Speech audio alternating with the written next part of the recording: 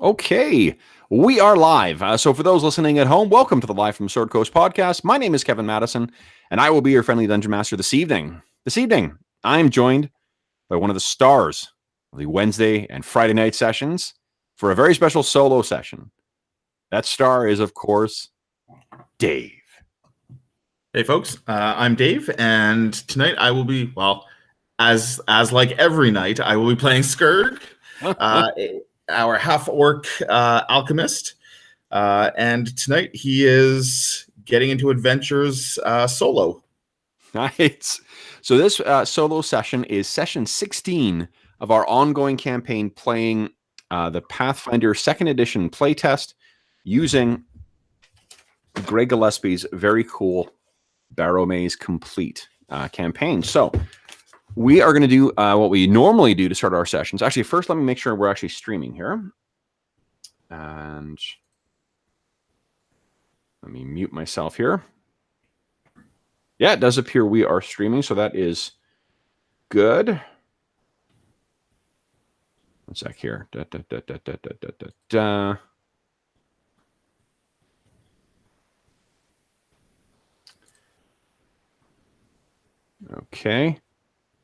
Okay, great. So let's do the old camera shuffle and get ourselves into roll 20. Let me kill my camera. I'm trying something different with my lighting tonight too. I was having weird. Let's see. Present to everyone. For what it's worth, Kev, I can't see you on roll 20. Oh yeah, no, I haven't switched the camera over yet. Gotcha. I've just made amazing stealth checks.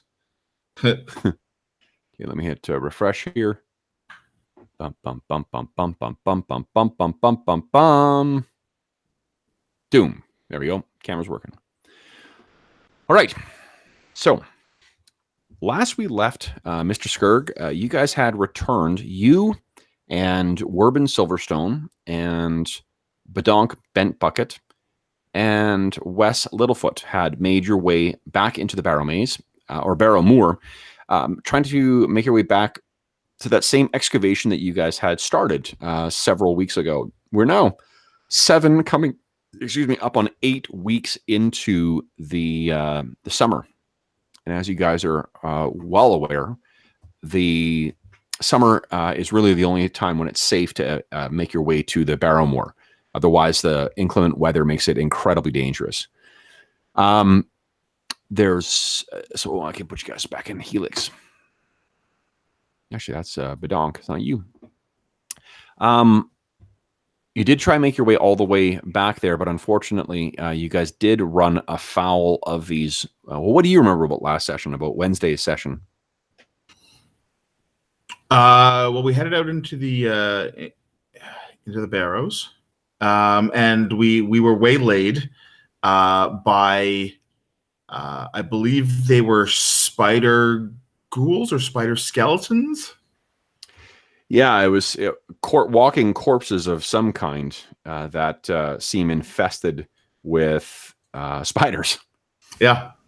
Unfortunately, it wasn't the most fruitful outing, but as always, Skurg and will speak on behalf of the party in saying they were glad to just make it back alive. You did lose only one of your 4 henchmen this time, though, so there's that. Yeah, Skurg cares not about that. Jeez. Okay, so you guys have returned back, and Wes and Badonk and Werbin, I'm going to assume, are occupied with something or other. And there is a task, or rather a question, I suppose, that you've been putting off addressing. What was that? Well, that was... just to give a bit of backstory, Skurg, who is a Cheval of the Church of St. Yig, I guess reveled a little too hard, and after blacking out, woke up in his bed covered in the ornate tattoos of the cult of the Green Man. He did. Yeah. He has, and I can't remember how this information came to him. He has been told to seek out the Archdruid in the nearby forests, I believe, to try to get some answers about what these tattoos are, what their significance is, and more importantly to Skurg, how he gets them removed. Yeah. Although he is a little conflicted at this point in time because based on his conversations with Brother Othar, Brother Othar led Skurg to believe that perhaps his carrying of the tattoos is not entirely incidental and may have greater significance. So Skurg's not really quite sure what to do, but he's going to start by tracking down the Archdruid to at least try to get some answers. Okay. Now, the person who gave you the information about the Archdruid, that was, of course, the ever-present Exposition Grandma. Right. Right. So Exposition Grandma was on her way back to that field to take her grandchildren so they would go play. And that's when she let you know. She made a gesture towards you that you were unfamiliar with. And that's when someone told you that, oh, that's the symbol, that's the sign that the followers of the Angramak in general, the older pantheon that was worshipped in this region before the coming of the Futurus, the newer pantheon, and in particular, the mark or the gestures of the cult of the Green Man. So that's where you found out that their Archdruid apparently can be found outside of town near where the what is it? It's the statue of Hearn the Hunter was to the not the east. I'm sorry, the west of town, and then you had south from there down some kind of path, right? Okay. Okay. So we'll pick up. It's the day after you've returned from that most recent expedition when you and those what was his name? Fertile. Yes. Fertile's strong shield. Now, I think it was actually one of the other guys who hired him. So I think the henchmen are actually employees of one of the other players because you came in late. Or do I have that wrong? No, I think in fact, well, actually, I think Skurg was there, but you're not wrong in that. I think it may have been Badonk that hired him. Okay, I thought so. Okay, so then you can assume that Fertile and I've just got the names here. So Fertile and Relix. Actually, Relix is the one that died. Fertile, Colderton, the torchbearer with the robe, and Sturvey.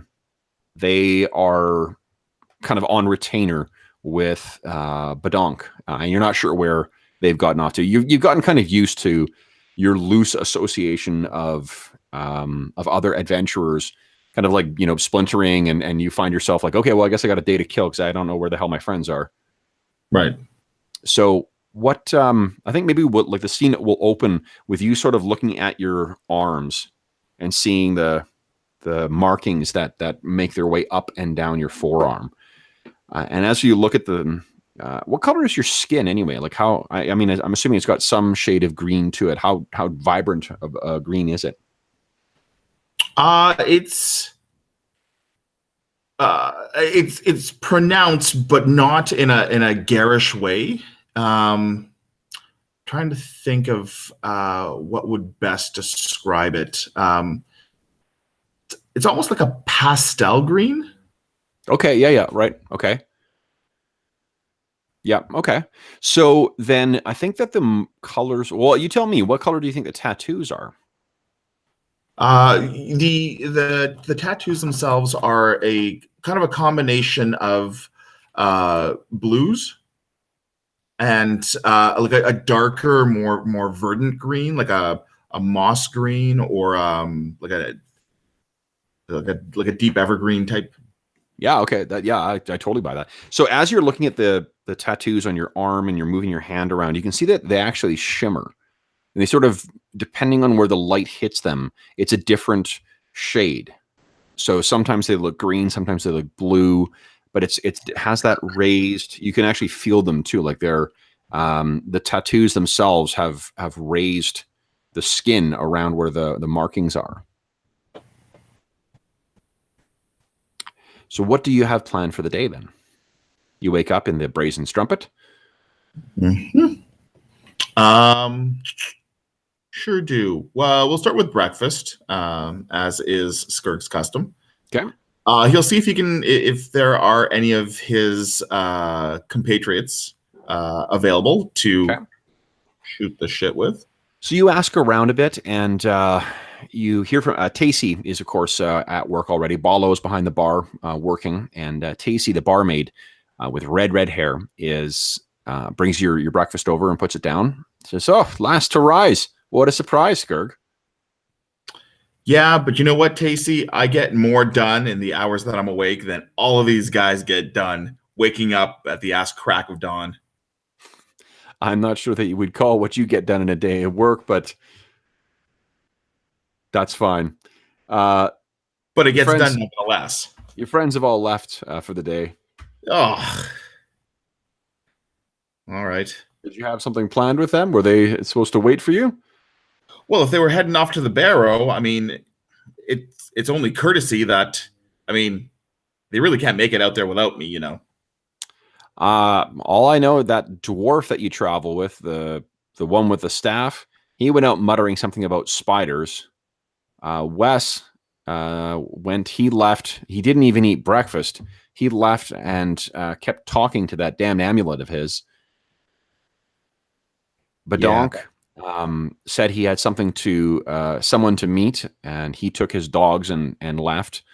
And Vax has still been up in his room studying. He came down and ate, but then went back upstairs and asked not to be disturbed. Well, I guess I'm on my own today. What are you doing after you get off shift, Tacey? She looks at you and she's like, again. She kind of rolls her eyes and then walks away from the table. Damn it. So what are you got planned for your day then? Well, probably going to pick up some supplies that will hold Skirk in good stead as he investigates. Was it a glade that he was? Basically, yeah. It's a there is a clearing near to the west of town where this big statue, this giant, I think it's a stone statue. Let me just double check here. Let's see.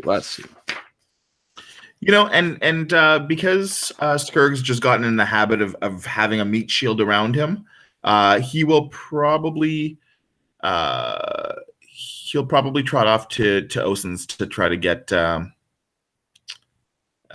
you see who's available for hire. Okay. So the clearing apparently is, there's the statue of Hearn the Hunter, which stands in this grove, 3 miles west of town, and it is surrounded by a ring of standing stones. There is apparently a shrine there, and those who would offer sacrifices or other offerings may gain his favor in their travel through the wilds. That's at least so. That's what Exposition Grandma tells you. Okay. So you finish your breakfast up and make your way over to Osen's Mercenary Guild. As you walk in the door, and again, as a quick reminder, Osen in our campaign is played in the movie version by old Bruce Willis. So you walk in, and you see there's no one in that first long rectangular room with the bench running around the inside. There's no one there, and there's no one standing behind the little counter where Osen is always. Skirk will poke his head around the the corner and call out to Osen. Okay. Osen, are you there? And you hear, yeah, just hold on. And you hear him mussing around with something back there, and he walks out, and he's rubbing his hands with some kind of not a smock, a rag of some kind, like linen, I guess. He looks, and he's like, "Oh no, you killed them all. They're gone. I got no one today." What? That's impossible. Well, between that damn crusade coming through, you guys, you just came back from yesterday. What happened to the ones that the goblin hired? Oh, well, one made it back. One of the four? Yeah, I think the others may have gotten lost. You really need to get better help. I think you need to take better care of the help you hire. Look, Word's going to get around, Skirg. They're going to start charging for funeral services up front. You're lucky these folks are all from out of town. They've got no family to come after you, at least not locally. well, between you and me, Osen, I don't think that would be unfair. He shakes his head. I got nobody today. Nobody. Check back tomorrow. We'll see if anyone right. comes in. Actually, I'll tell you when the caravan comes in next. Let's roll here. Caravan comes in. Oh, 4 days till the next caravan comes in. If any fool comes in on his own, I'll let you know. But that's what it'll be. All right. Well, thanks, Osen. Take care. And he leaves you, and you head out. All right. So I guess it's you're looking around. There's doesn't seem to be anyone else who's looking for work out here. Okay. What are you gonna do? Skirg will pick up a few supplies. One of them actually being 10-foot pole. yeah, two of those. For your own body. Something in the lines of a pheasant or a rabbit, guinea fowl, A pheasant or some kind of like small pet or yeah. Okay. Let's see if they're. I'm gonna roll randomly to see if they're if they have them in stock. I think that. Well, let's take a look at the old rule book first. See if they got something listed there for a livestock. Let's see if this game pays attention to the very all important culinary aspect of immersive role playing. Skirg will pay extra for the Hassenpfeffer. Nice. Okay, so well, like buying a guard dog only costs 2 silver pieces, so it really can't be that expensive. Which means I think that you would be able to, if you ask around town, it may not be Turgan who's able to sell it to you, but somebody will be able to sell you something. There's probably like, do you want a live rabbit or just a rabbit carcass? Oh, Kev, you froze. Oh, sorry. Am I back? Hello? Am I back now? Yeah, okay, I can hear you now. Okay, sorry. I was freezing for dramatic effect. It wasn't my shitty internet. Sorry, what I was asking is, are you looking for a like a rabbit carcass, or are you looking for a live rabbit? Live rabbit. Live rabbit. Yeah, I think you can find that in town. I think there's someone somewhere in town who likely has something like that. Cool. So yeah, you're able to purchase that for a nominal amount. I'm not going to worry about it coming off your gold total right now. And you got yourself a little cage with a rabbit in it. You've prepped your alchemical preparations for the day as well, I take it? I have. Okay. What else, or if anything, do you want to do before you head out? By the time you get rabbits, probably like maybe 8 or 9 in the morning. No, you know what? Might as well just head her out. Good. Oh, excuse me. So as you are making your way out of town to the east, as you can see, the road takes you past the Silver Covenant Merchant something or other. What was it called? It's the most cumbersome name for a merchant company that I think I've heard. It is the Silver Standard Merchant Caravan Company. Wow. So that's number 5 there. It's fairly quiet there today, I think, because there's no caravan coming in. There's no caravan heading out. But what your eyes are drawn to is on your right as you're walking out. You can see that big gaping hole in the roof of the Shrine of St. Yeg. It looks like they have replaced part or one of the beams that was damaged when that giant earth and plant material and stone creature attacked them. And they seem to have repaired the piles or removed the piles of stone and whatnot that were left outside when that thing attacked. But you keep thinking about that, and you can hear the wind rustling through the thick trees, because this time of year, all those trees you can see behind the Shrine of St. Yeg, those are just lush and full. And you start heading your way out. Now, it's only about maybe half a mile before you hit the first sign of the Blackened Forest. And the Blackened Forest itself, it's a bit fortuitous that you found gone here again, because the Blackened Forest is also known to be rife with spiders. Eesh. Spiders larger than you would normally expect. The Blackened Forest is a dark and swampy woodland. Some say the trees have turned black from the peat of the Barrowmoor, and others say that a greater evil has poisoned the forest. What else? Yeah. So you head out into the forest. Now, this is a fairly different experience than... I mean, it's a significantly different experience than going into the Barrowmoor. For one, the Blackened Forest is bursting with life. You can hear the sound of nature. You can hear animals and our birds, and you can hear the sounds of the trees kind of rustling above you.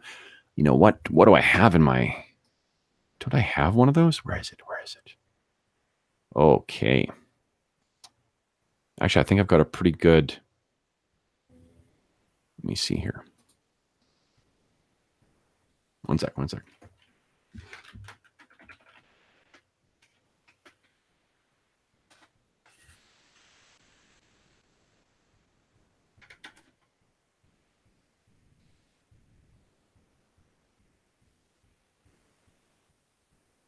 Nope, that's garbage.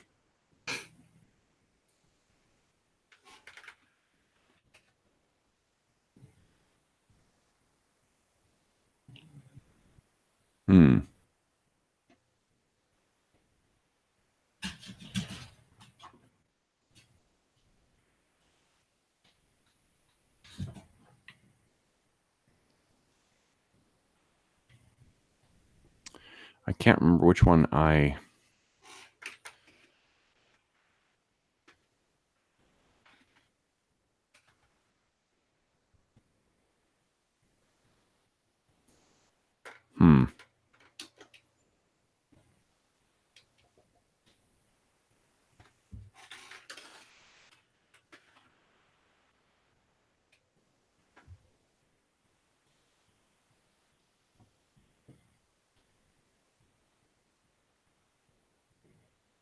Ooh, that sounds right.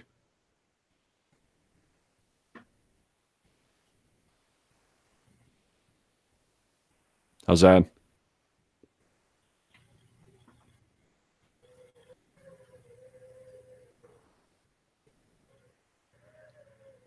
Ooh, so Halloweeny. Yes. For those listening at home, unfortunately, I can't make it play in the recording, but we've got the sound of wind howling through trees right now.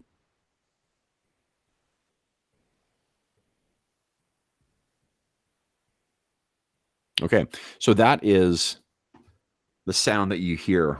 You hear the sounds of birds as well in the background, and you are walking. You hear the crunch of the path under your feet.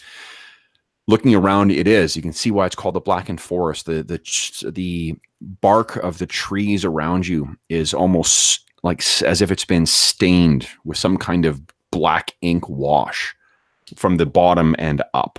And while the trees are lush and full, it definitely feels like they are stretched and looming over you. Does Skirk get the same sense? That feeling that kind of pervades the Barrowmoor? Where it's silent and oppressive and stuff like that?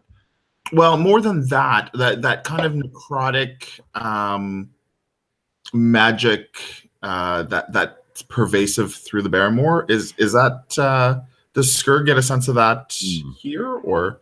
I think you are definitely feeling like you really wish you had brought Vax along, because Vax has an ability to be able to detect the flows and ebbs of magic.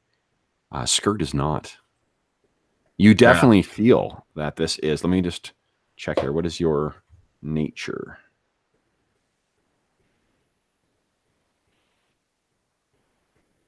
Your nature is an impressive +1. So this looks really weird to you. But you don't spend all that much time out in nature. You're more, physical and studious and whatnot. So it definitely seems creepy. Now you make your way along for about, let me think here. It's probably only about, maybe we can move 25 in a day, which means I think you can move 4 hours. Would take you probably about maybe an hour and a half, 2 hours to reach the clearing.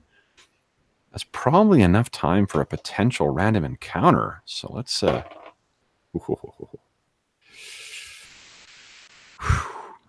not sure what's more sinister, the sound of the wind blowing through the trees or the sound of dice being rolled by the DM in the background. Fortunately, it's really a cumulative effect.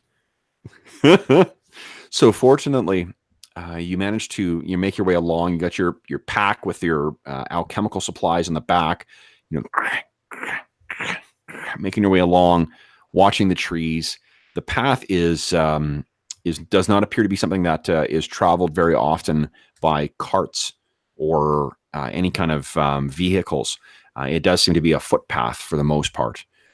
It winds up a very slight amount, so you're gaining some elevation, but you're not really quite sure how much. Okay. And after a period of about, I will say like maybe an hour, close to 2 hours, you finally reach the clearing. And the clearing itself is probably about it's about the size of, or the width of like a football field.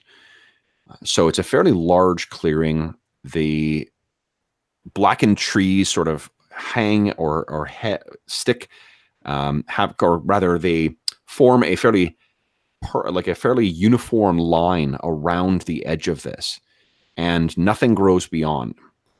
In the very center of this clearing, there are a series of big standing stones, and these have not been carved in a very smooth format like what you would think of at Stonehenge. These are much cruder. These are much older. These are enormous stones, like much bigger than you. Some of them probably standing about 2/3 the height of the brazen strumpet, but very raw. Very crudely made. What isn't crude, though, is in the center of this ring of stones is a fine, stylized, lean figure of a man with long robes, stone-carved chains surrounding him, and atop his head, a animal pelt that has these big swooping horns the horns of like an elk or some great deer of some kind or something like that. And it seems to stare down without pupils or eyes at this, or rather pupils or irises, staring down at this stone shrine that sits before the statue. You get a feeling of an odd kind of tingling in your tattoos, like a feeling of kind of a shiver running down your spine. I'll look down at them. Are they doing anything? They actually seem to be shimmering in the light. Like as you expose whatever parts of your body are exposed.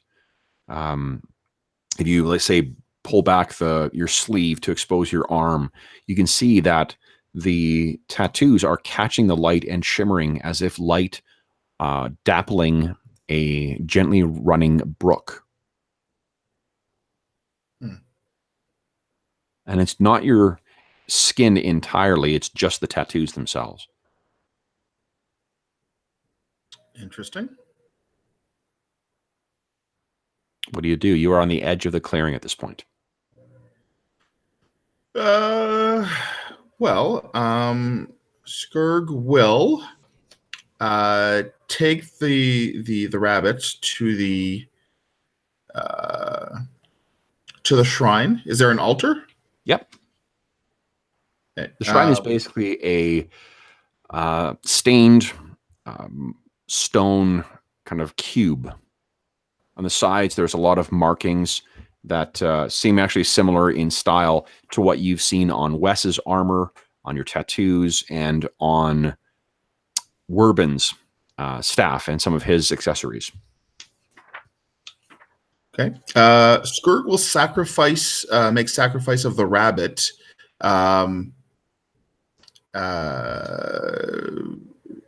Repeating for the glory of Sylvanus. Okay. Now this is, let me see here. I'm just going to make a religion check for you. Okay. So you get up there and you kind of twist this thing's neck and then leave it on the, are you like splitting it open, or are you just like cricking its neck and then leaving it there, or what? No, Skurg will bleed it. Like sure. It's basically, I guess, decapitate it.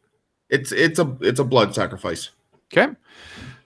So you complete that, and you look up, and the statue itself probably stands about maybe 20 feet tall at the very peak of the antlers coming from this man's head, and his lean human features with a big bushy mustache and a long, kind of radiant, flowing cascade of beard. He seems to be staring down his lean nose, glaring at you. You can hear the wind in the trees. And you look over because there's a movement to your left that catches your eye. On the edge of the clearing, there is an elk or a deer of some kind, a stag. These magnificent swooping horns coming from the top of its head, its ears, flared out, its black eyes seemingly looking at you from a distance of 50 or 60 yards. Is that you, Sylvanus? The deer slowly turns and scampers off. So the symbol of Sylvanus, or the green man, is an actual face kind of made of oak leaves and things like that, and vines and whatever. The deer, or the stag, is the symbol of Herne the Hunter, his son, which is who this statue is of. What are you going to do?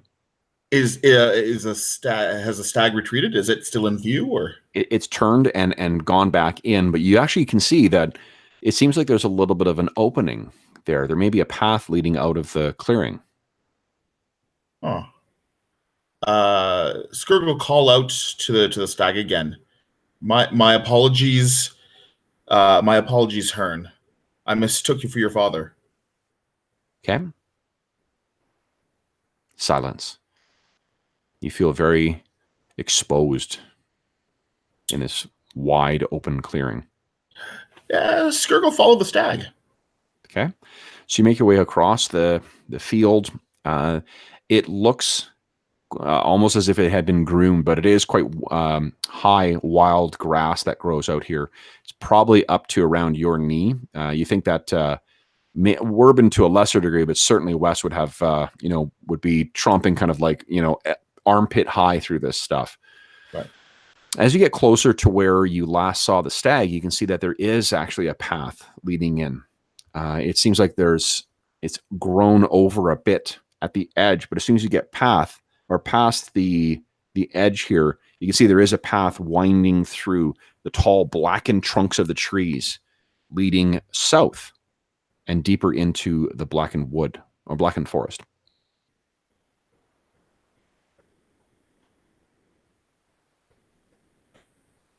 Well, off to Grandmama's house Scourge goes. Okay.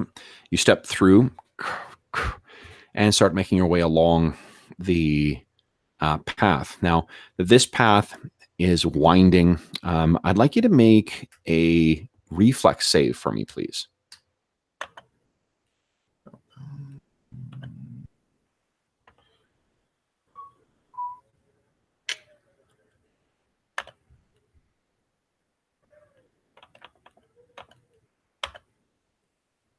Nice. So you're finding as you're making your way along this, you've been walking for about 20 minutes. You realize that the ground is, this path at least, is getting more and more difficult to navigate. And the reason is because there seems to be roots from these trees that are getting more and more exposed. So you're having to watch your step carefully, like, whoa, geez, watch that. Oh, watch out for there, to avoid tripping. But you do make yourself, make your way along. And as you sort of hit this one turn, the blackened trees still, stretch overhead. You can feel like it's getting a little colder as well. And you you've been walking for probably about an hour at this point. When you realize, you kind of stop to catch your breath after one particularly, steep climb on this. You stop for a second and you look around and you realize that the forest. Oh, sorry. That's okay.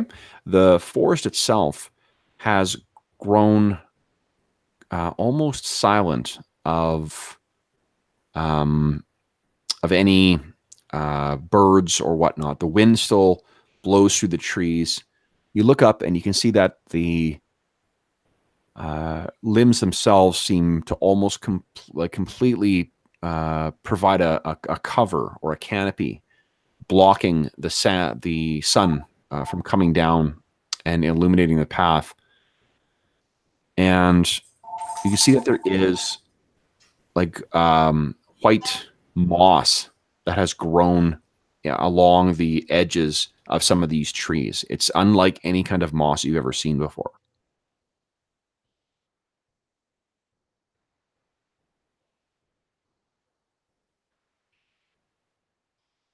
Is there anything else in around? You're looking around to try and see if there's anything. Oh, and you sort of jerk back.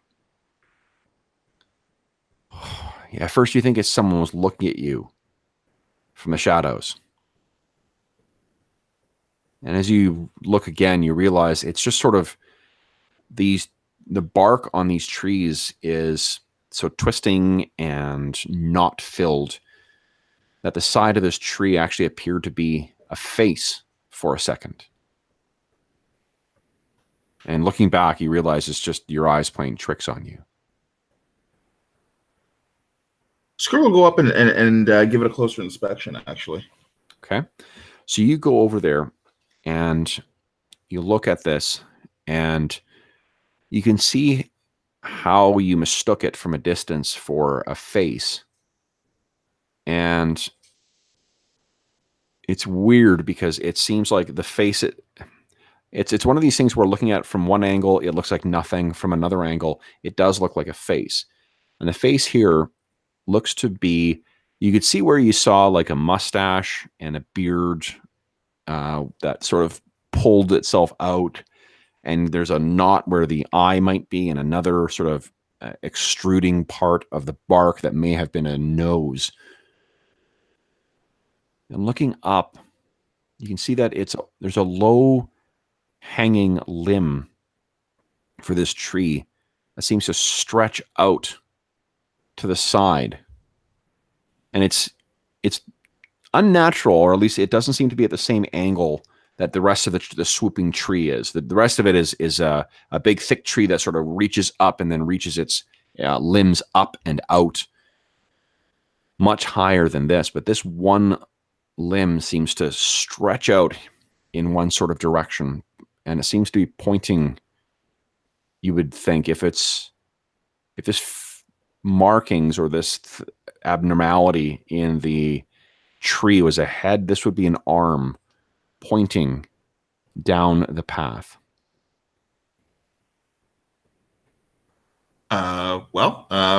Skurg will take that sign to heart and follow down the path.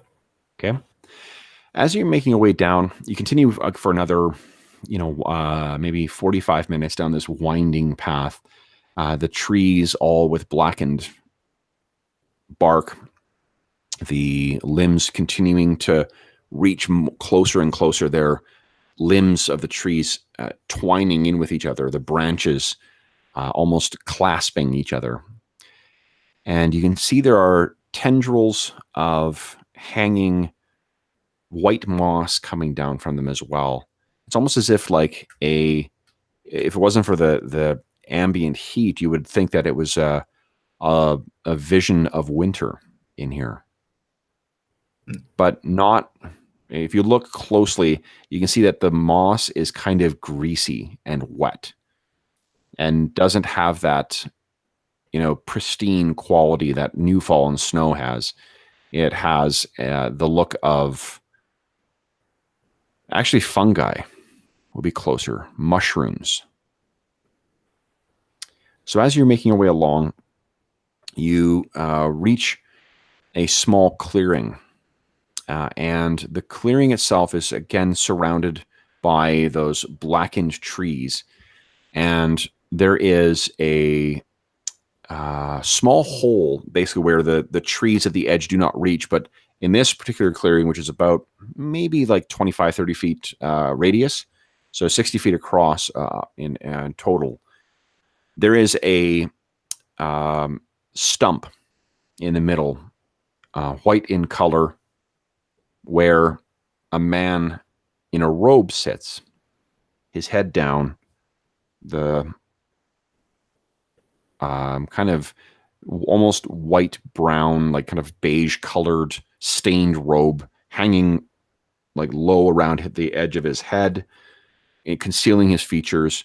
One hand up that grasps this bent white staff that twists kind of back in on itself. So there's a crook in the middle, and then it goes to the top.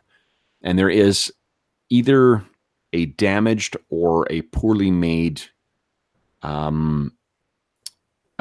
stag head on the top. And you get a feeling of, or a smell, I guess, of like late fall, where there's that stink of when there's been some rain and whatnot and leaves are rotting in a pile. Mm-hmm. That's the smell that sort of permeates here. There are discolorations on the robe as well, too. His hand as well, too. One hand is concealed in this robe, sitting on this hollowed white stump. But the hand that's up, you can see there's horrible burns or discolorations all along the skin that's visible. Are they natural, or are they? Can I tell if they're there as a result of an accident or an attack, or You, with your experience as an alchemist, you certainly know acid burns when you see them.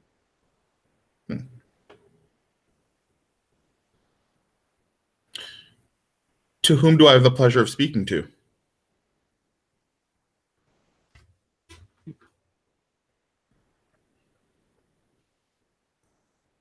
He's not silent. He's just, the DM should have looked something up before he.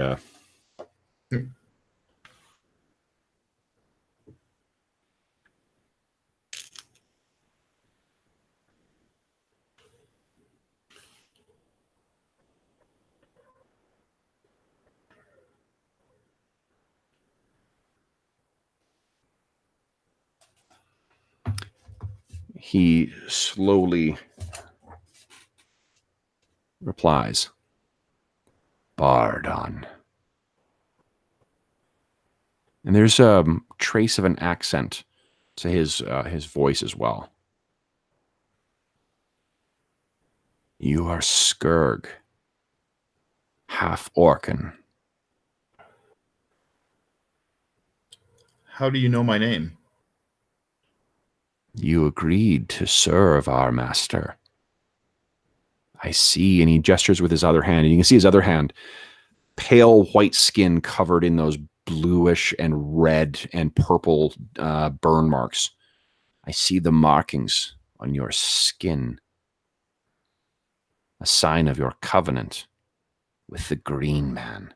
And there's a feeling or almost like a tremor that sort of runs through the trees. And you see some leaves gently drift down to the ground around you. Well, see, here's a thing, Arden. This was done to me. And I would say not necessarily of my own volition. But I don't know that I know that yet. You gave yourself, Skurk half Orcan.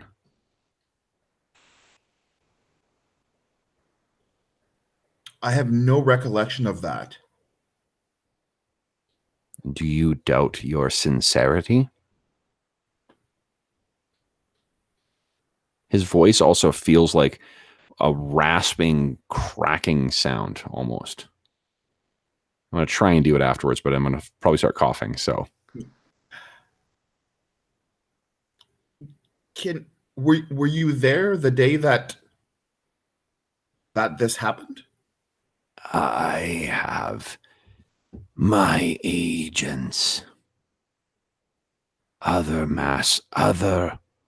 servitors to the will of our master.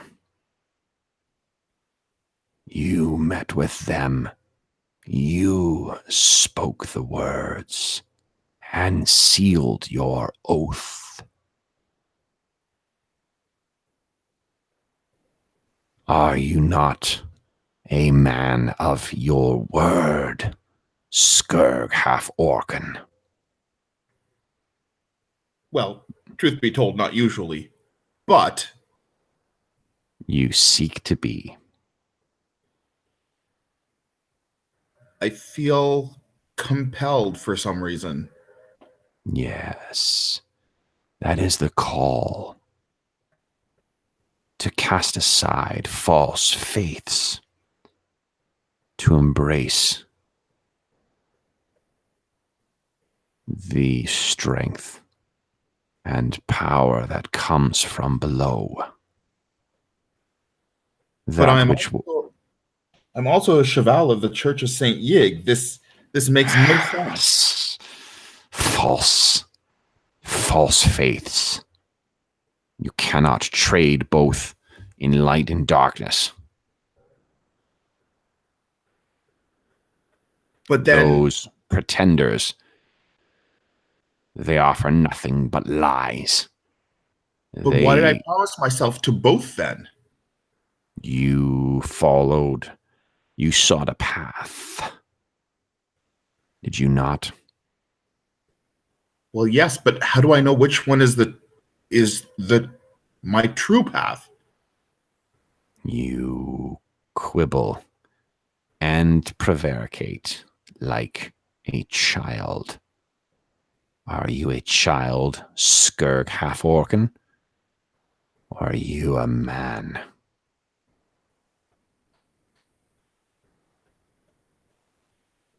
Well, I know exactly what I am.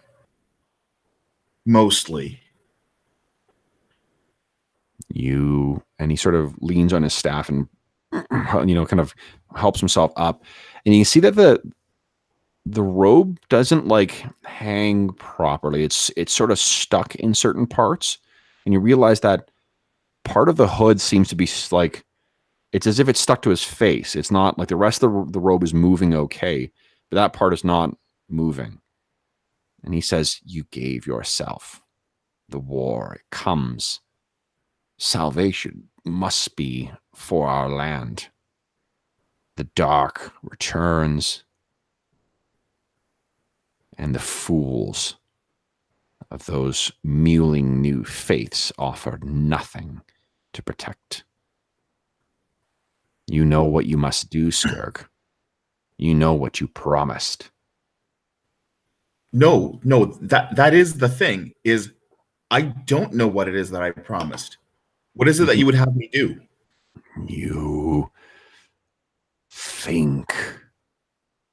You can hear around you again.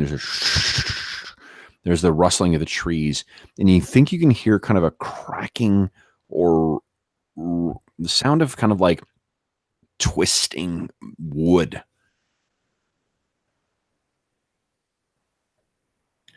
And you look around, and in the shadows at your feet, you think you can see something, maybe many things stirring. He steps a little closer to you. You know what must be done. You've seen the first step that we took. Wait. The shrine in Helix. Was that you? The blight in Helix. A festering sore tainting and infecting our land. Oh no. The master will not stand for it. It must be burned, the false faith that they bring.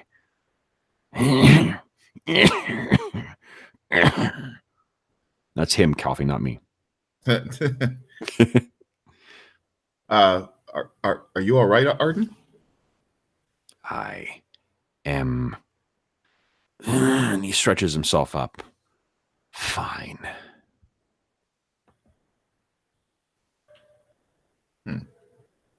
You can see as well, it looks like there's something in his other hand, something he's clutching. Can I make it what it is?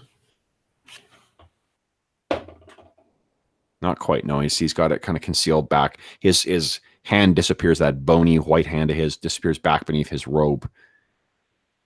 You still can't even see his face either, because of where how deep the shadows are in here and where the hood sort of falls. You came here for one thing, to devote yourself. Look at your markings. You can see. Stained your body with the holy woad. You did. Spoke in the primal language, the first language, the language of Earth itself, the deep language. So it seems. If only I could remember what it was that I had promised. And at this point, Skrull... Certainty is what burns away all doubt. You know what you must do. You've seen it. Skrull will close his eyes and see if he can actually bring his thoughts back to that evening. Sure. Okay. Why don't you give me a will save?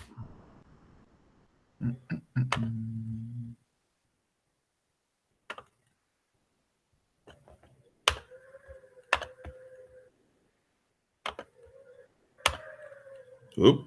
that's not good. That, no. I'm like, that's not bad for a D. Oh, that's a D20. What you get is kind of like that, hyper fast cut, kind of images flashing in your mind of a horned man drenched in something black and liquid. You get a sensation of pain and the sound of wings, mighty, mighty wings. And there's as you sort of, as that vision passes, you feel fucking cold. So cold. Like snow falling down the net or the collar of your coat in the winter cold. And you look at him, and for a split second, you think you can see things writhing within the robe. And Barden takes another step towards you. And then again, all you can see is just that one discolored and burned hand. Skurg half-orcan. You see now. You know it must be burned. You surround yourself with the false faith, but as it falls away, do you not find yourself stronger? The fool who followed that goddess of magic. Gone. The fools who follow Saint Yig. Soon to be gone.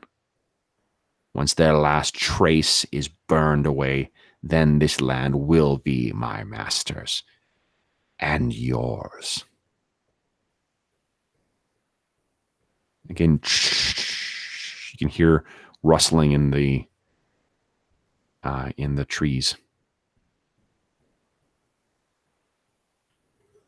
I thought the worship of Sylvanus was about balance. This doesn't sound like balance to me. And you can hear those creaking of the trees around as he tries to rear himself up. What would you know about what the green man wants? What he needs? What blinds him? And you the creaking of the trees all around you again. You look around and you hear again, there's the rustling of something beneath. He steps forward, and there's a stink that's coming off of him as well too. This the source of that wet, the decaying leaves is just coming from him. And you see that the burns that were on him, they have not healed. They are fresh and rife with pus, and you can see small maggots writhing in them. He gestures at you. You don't know. Why do you question? Do you think that the stones seek instruction? Do the trees worship a master? Or does the master know them to do what must be done? And he gestures again towards you, kind of angrily with that other hand. And for a split second, you can see that he's actually carrying some stone of some kind, a very black granite stone. He gestures at you with, and then his hand once again disappears beneath. You can see just the faint traces of a beard poking out from underneath the blackness that is his hood. He's probably about 25 feet away from you at this point. You know what must be done, Skurg. Certainty. You would have me kill innocents? Not innocence. Innocence and guilt is a foolish notion brought by those from elsewhere. There is only what must be done. And he kind of rears up, and you see two little kind of twinkling lights in the depths of the hood. You must burn it. Burn it to the ground. And if I do this, what then? And the master's will be done. And we will bring the people back to his fold.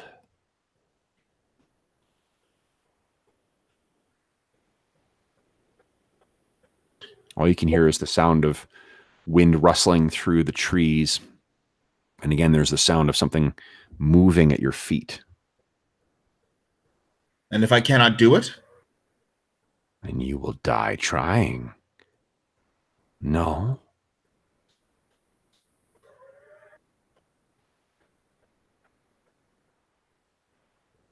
And should I not want these markings any longer? Why would you abandon the promise, the oath that you gave?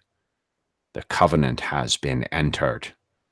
And he sort of brings the other hand up, and there's a very brief sort of like twinge that passes through you.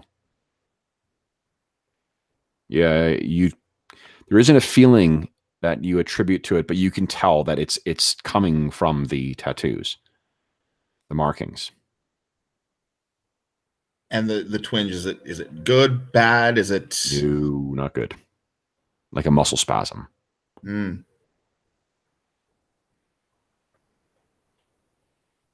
And what if the price for this is too steep? Too steep? What price? You think this is a bargain? You think this a trade? Something as grand and glorious as the master, as us. And he catches himself. As the master wishes you, and you think the glory of being charged by a being such as that is not enough? I think a mistake has been made. And he turns and strides back to the white stump, turns and sits down. You are not what we thought, Skurg. Half-Orcan.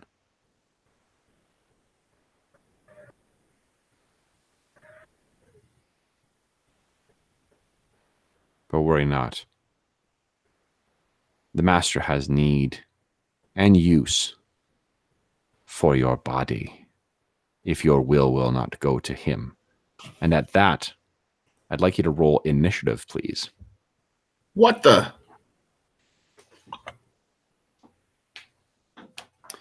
Okay.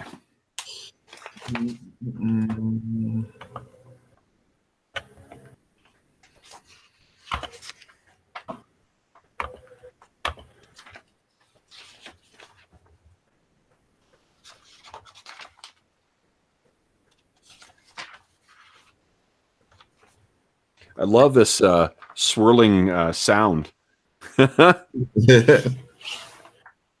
It makes you feel like you're right there. It really does. Hey, that's fucking great. Great initiative score.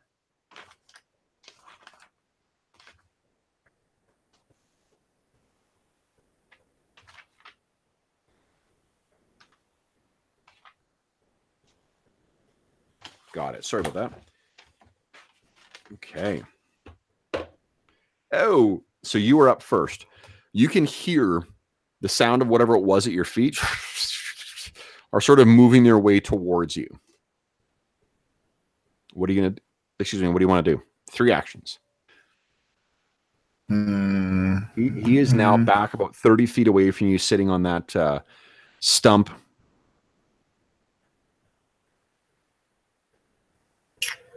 Skurg will ready himself for attack. He'll pull out his Alchemist Fire. Okay. Alchemist Fire is out. So that was interact with object to get ready. And then if you remember, if you want to ready an action, it's, you know, like if X, then Y. That takes 2 actions to do. Right. So if whatever is at his feet kind of manifests itself in a way where it's going to attack, he'll drop the Alchemist Fire on it. Okay. So you are looking down at the ground, trying to it seems like the light's playing tricks on your eyes because there's little flashes of reflections along the ground, and it's not until these things are right at your feet that you realize what it is you're looking at. It is a swarm of pale white centipedes. It's crawling around, and they're crawling up your legs. Ha! Ah! Oh God, yeah. No, they've got to burn. Okay, you gotta cast it down. Just go ahead and roll damage. I'm not gonna make you roll an attack roll, but you will take splash damage from that because, actually, I really don't remember if you get a save against that or not. The splash damage. Let's see here. Alchemist fire.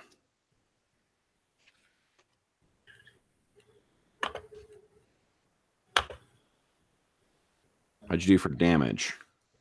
Just give me 1 second. There you go.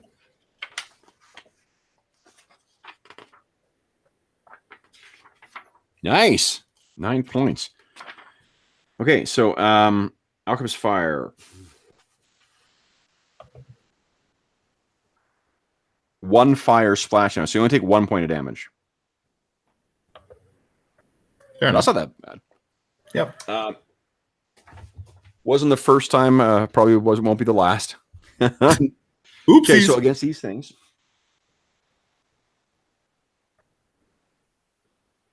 Yeah, so you smash this thing against the ground, and this liquid fire just spills out, and you can hear them popping and sizzling, and they drop off of you. But unfortunately, it does light the ground enough so you can see there's at least like 2 more swarms of these things coming at you from the direction of where you entered the glade here, and the path back is full of a carpet of these things, all twisting and moving. Your turn. What are you doing?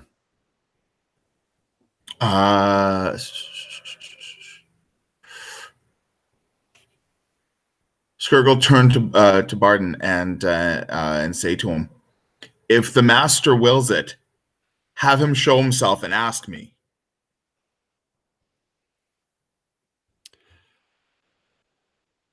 Okay. Are you threatening him, or are you trying to bargain with him? I'm gonna go with bargain with him. Okay. So why don't you give me there's gonna be a response. I'm just not sure what the response will be. I'll let so that's diplomacy. So it's +1, but I think this is a really clever idea. So I will give you another +2 to that. So it's +3 in total to your roll.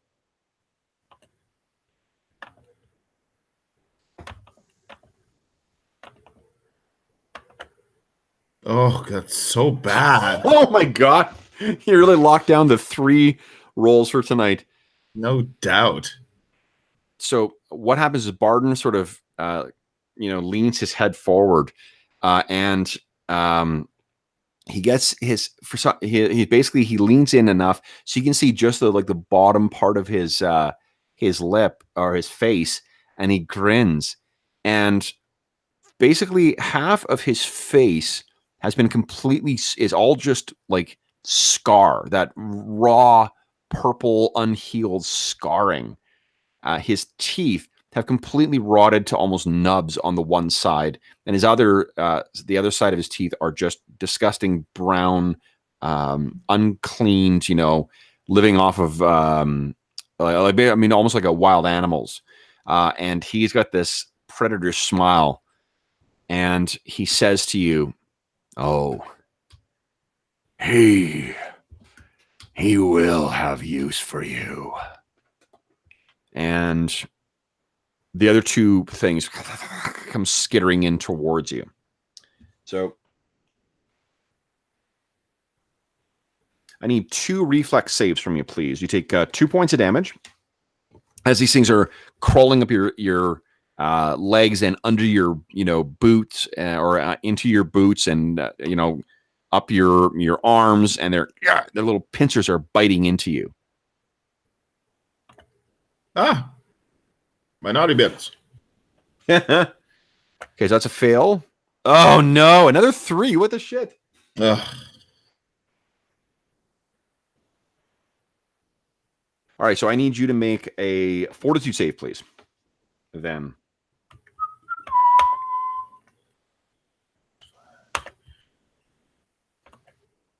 I'm going to guess a 3.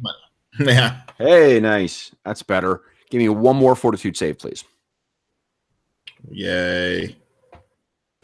Oh, that's good. All right, take another point of poison damage. And you are enfeebled, which means -1 to hit, -1 to strength checks, -1 to damage. -1 hit with melee, not with ranged. So you can feel there's this surge of pain, like fiery pain from where one of them bites, even more pain than just the actual bite itself. And you can feel that there's a cramping and spasming that's passing through your body. And you can, I think just because of your experience with poisons and alchemical things and whatnot, that you've been poisoned by one of these things. Your turn. What are you doing? Skirg will break out an antidote. Good call. Off that. Okay. So get that. Go ahead and make a save. What is it? Gives you +4 to your save? Yes. Okay. Go ahead and give me another save here. So we get rid of that poison. I'm rolling a drum roll for you. Is that a fortitude save? Fortitude save as well, yes. So +9. Holy shit. Here it comes. Big money. Oh. Yeah, that's amazing. Okay, so yeah, you feel, you quaff your antidote, and you can feel it's burning through your body, and that weakening feeling, because you rolled so well, actually you can get rid of the enfeebled condition. Cool. So you don't suffer that. You catch it fast enough. You still have one more action by my count. You know what? Skirg will start lobbing alchemist fires, trying to basically clear a path for him out. Okay. How many total alchemist fires do you have prepped for the day? Give me a second. It's 2 for each resonance that you spend. I believe you've got 8 or 9 resonance for the day. Yeah, so he's prepped about 6. Okay. What's your charisma? Charisma nothing. Yeah, so it is 7 resonance in total. Okay. So yeah, you take it, you start hurling, and they're bursting at the ground and burning your way through. I'm going to get you to make 2 more reflex saves as you sort of are trying to run your way through. I'm going to roll a d6 and tell you how many alchemist fire you've used. 4 of them have been used to get yourself a clearing. You're trying to run away from Barden. Is that right? Yep. Okay. So it's on the ground, and you've cleared a path, and you can start running. So give me 2 reflex saves. Yeah, nice. So you're dancing your way across these things. Oh yeah. So you're sort of like exploding, and as these things are hitting you, you know what to, like, as soon as you can feel one of them on you, you're either kicking your leg and knocking them off, or brushing them off with your one of your gloves, and you start running. And that's when Barden let's see, what will he do? Oh, I know what he'll do. He says, "No, you are marked." And he hits, you can hear the thunk of something from behind you as you're trying to run. I need you to make another reflex save, please, because the limbs, those roots on the ground, are kind of ripping, going up and trying to wrap around your legs. Oh, no. You catch them, you're torn up, and then you fall. I think you had a alchemist fire in your hand. Give me another reflex save. Let's see if you can roll away from it before it goes off. 2 what? Oh shit.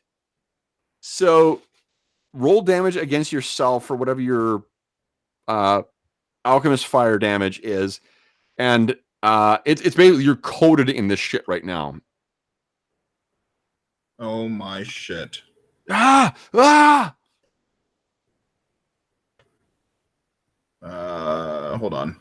Yep. What was the damage? 2d 8. That ain't good. Nope. Well, maybe I'll roll a 1 on this. Hey, not bad. Okay, so 6 points of damage you take, and he begins striding forward. You sort of like are screaming as this fire is fucking burning over you, and you can hear him say, "No, it cleanses, Skurg. Let it cleanse you." You're insane. No. And he pulls back the hood, and you see that as it drapes behind him, part of it doesn't fall back because part of the hood has been fused to his face. Yeah. His face is a ruined mess of scarring. His left eye is completely covered in white. His ears are ruined, so you can't even really tell whether he's human, whether he's half-elven, whether he's elven. And his stringy white hair kind of hangs down limp against his head. In the movie version of our campaign, he is played by old Terrence Stamp. And he looks at you and says, "No, you, though you wish it not, you will serve him." And you can feel the vines are tightening in, and you can see that he's got in his hand, it's a chunk of this, it looks like smooth and shiny coal, to be honest. Like if you had the color and texture of coal, but the sheen of like, or the finer kind of reflective surface of granite. So like an obsidian, or? Not quite that smooth. Hmm. But yeah, it does have that oily kind of quality, I think, that obsidian does too.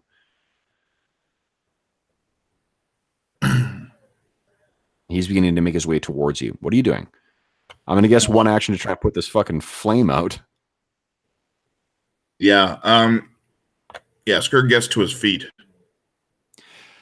You can get to your feet. Okay, so then I think what I need from you is an athletics check, please, to try and get free from these entangling roots. Okay. That will be... All right. Please let this work. Oh, all right. Nice. Yeah, you break yourself free. You can choose to go in either direction, or you can run off into the woods. What do you want to do? Skurg will run back from whence he came. Okay. So you turn and start running away. And as you do, you can hear him laugh. It says, "You're marked. Skurg, you are marked. Nowhere you can go where he cannot find you. Ossifrax reaches everywhere. You cannot hide behind that false light. Yig will be extinguished, and you will be his servant to the master." You run, I'm guessing, pretty much the entire way. Oh, did you hear me now? I can hear you now, but I think I missed a little bit there. Okay, what'd you miss? What did you hear, I guess, is the... Well, anything after Ossifrax? He said that Ossifrax, his reach is long, and you are marked with his sign. You cannot hide behind the false light. Yig will be extinguished, and you will pay and serve. Who is Ossifrax? Let's make a... Unless you... I mean, your history... Let's see here. I think it'll be Arcana. Oh, that's actually pretty good. And your intelligence is pretty high, right? Yeah.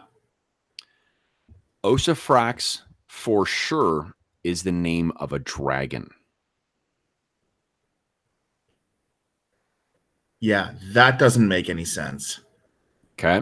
So you are running. That's sort of where your mind is reeling right now. And that's sort of the best that you can, like, you, this makes no sense to you. And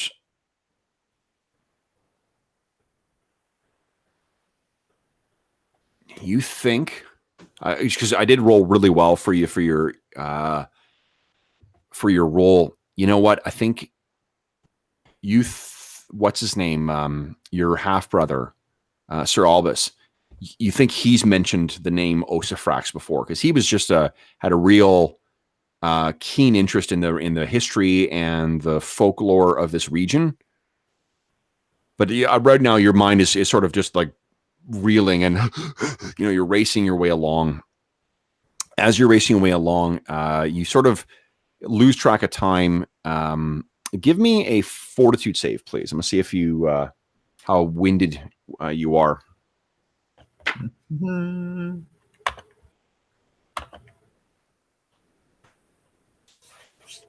I'm just checking the conditions as well too. I think there is a fatigue condition. Oh yeah, there's. Okay. Oh man, badass. It's not going to matter. Why is that? Well, because I rolled a 20, so Oh, okay. that condition makes no matter. So you are racing your way along, and I know you're breathing heavily. It's really hot in here too. The burn marks are really hurting you, and then you sort of suddenly find yourself bursting through that little bit of overgrowth that leads into the field, and you and it's bright and warm and serene. And you run like pell-mell right for the center of the clearing where the statue of Hearn is. And you reach the first of the stones and you stop and kind of lean against it and you look back, and the edge of the clearing where those blackened trees are with the stained, oily bark ringing this, it seems, or they seem like sinister threats waiting to attack if you get too close. You sort of move back and behind the cover of one of the stones and then stop and, put your back against it to catch your breath. And this is when the name Ossifrax hits you, and you realize that this is something that Sir Albus mentioned. It's a dragon. What do you do?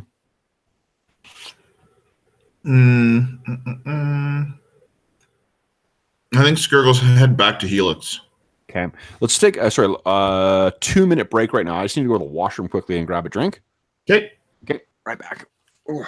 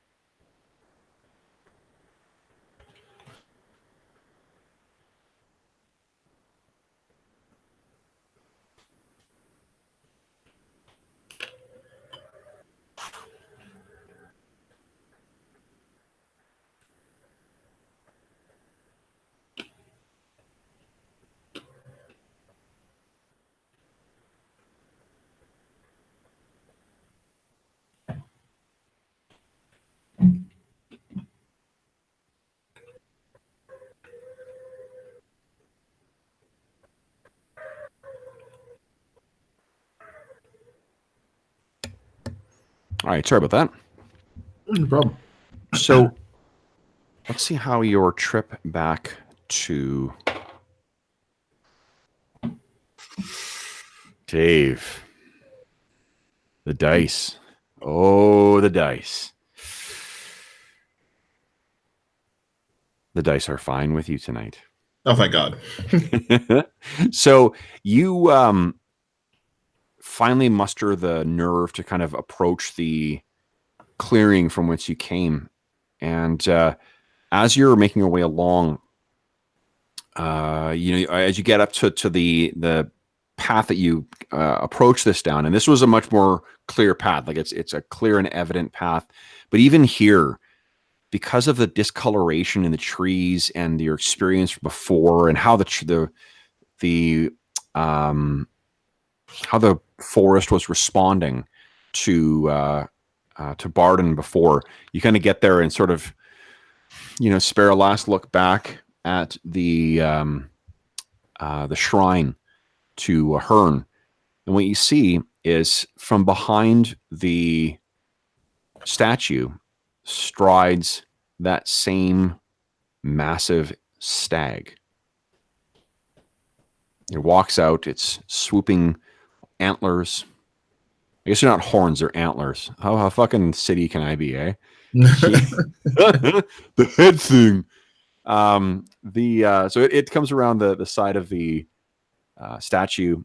It looks at you, its antlers, splayed out in this magnificent display, black eyes, and it just gestures towards you, lowers its head in kind of a salute, and stands just looking at you with those perfectly black orbs. I stop and turn and look at the stag, and give a deep, respectful bow. Okay. You feel a flare of warmth pass through you, and you regain 8 hit points. Ooh. And once again, you can tell the connection comes from your tattoos.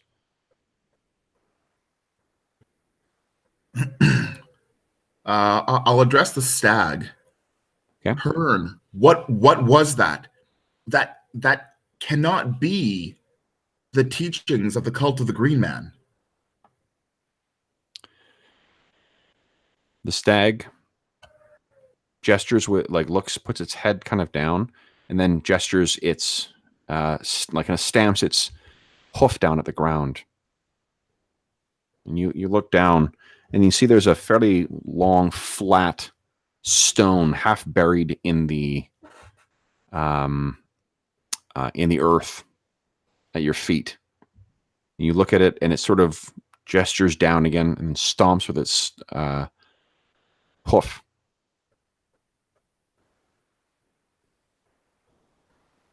I'll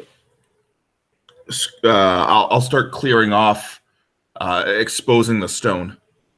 It's so you're actually able to get your gloved hand under the stone, and you can probably pull it back, kind of like pull it up and back. Okay. You pull it up and back, and oh god, and then you sort of like toss it, because underneath is a writhing mass of albino grubs and centipedes and creatures, and they're all roiling around in this wet, almost white or grayish white clay. Unfortunately, you can't make any heads or tails out of this. It's a marked contrast to the vibrant life that surrounds you in this clearing. You look back, and the stag is once again kind of staring at you as if you should know what it's showing you.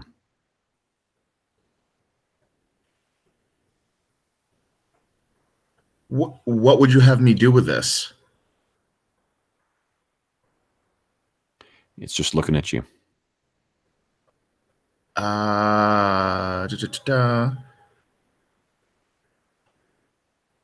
You know what? Skurg will clear out the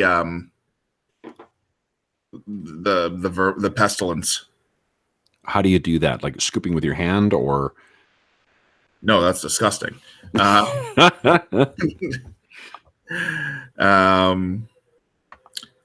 and I don't know that. Let's see. Skurg will use. What is he? An empowered bomb. Well, I mean, he could clear it out with an alchemist fire again. But just in case that's the wrong thing to do, he will. All he's really got is his sickle, so he'll clear it out with the sickle. Okay, so you bring your sickle out. Interesting sidebar. Mm-hmm. A sickle is often a sign of gods of nature. Ooh. And you bring it down and clear. And what you realize is by scooping away that pale, greasy, gray clay is only really just under the surface. And as you pull it away, rich, black, aromatic earth lies beneath it as you scrape that corrupted clay away. You kind of look back, and the stag once again sort of nods as if you should understand something from that.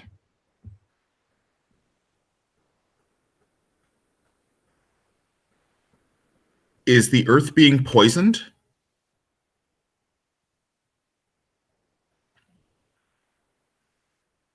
It stares at you. Oh.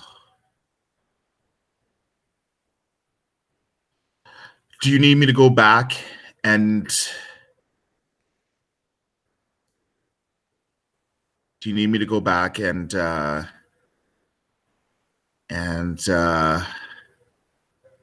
engage with Barden?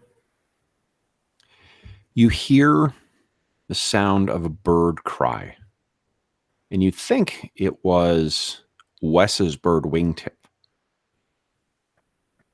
But you know that that can't be because Wingtip is back with Wes. Can I see the bird, or is it something that I can? No, you're looking up in the. There's still it's overcast, but there is not a single bird you can see flying in the sky. You look back and the stag is gone. There's only the stoic statue staring down at the blood-drained remains of the offering that you gave Hearn, lying on the shrine.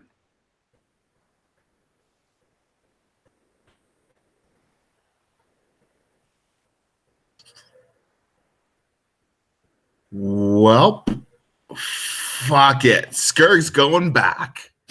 Of course he is. He has completely misread all of these symbols. So you've got, let's see here. You've used 6 of your alchemist fire so far, meaning you've used all the ones you prepared. What else did you spend your resonance points preparing? One of them must have been the what do you call it? Your antitoxin. So you still have one of those left because you prepare 2 each time.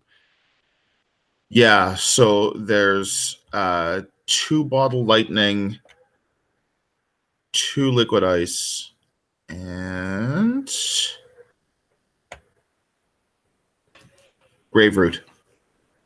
And grave root, okay.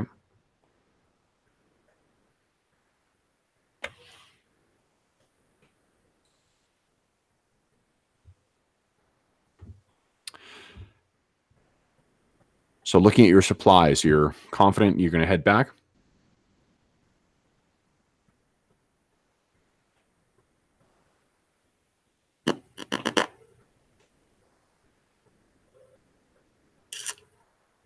I know the answer to this should be no.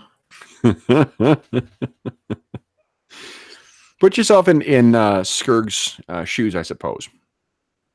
You know, knowing what he experienced, knowing what this Barden was capable of, and having so recently lost his dear brother, whose body still remains missing, for that matter.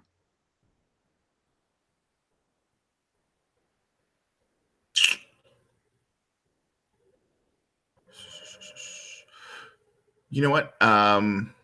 No, you're right. Skurg wants to do this properly, and so he will mark a path. Like he'll mark the path into like from where he is now out, so that he's able to find it again quite easily. So you mean the path that took him to Barden? Yeah. Okay, so yeah, I love that because I picture him sort of stomping across the field, you know, his sickle in hand, and then angrily hacking away at the vegetation that was concealing him.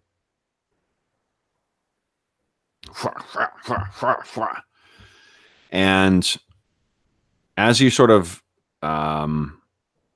you know, you finish clearing the bit away, you hear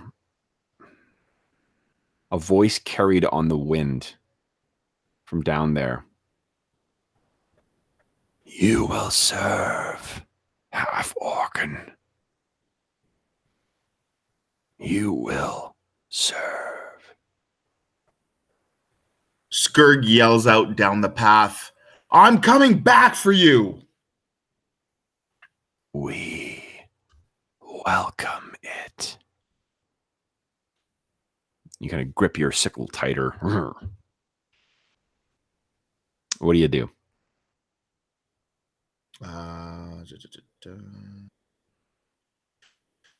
Well, I mean, Skurg really only had two choices: go off and make an attempt on Barton, or go back to Helix and kind of muster the ranks.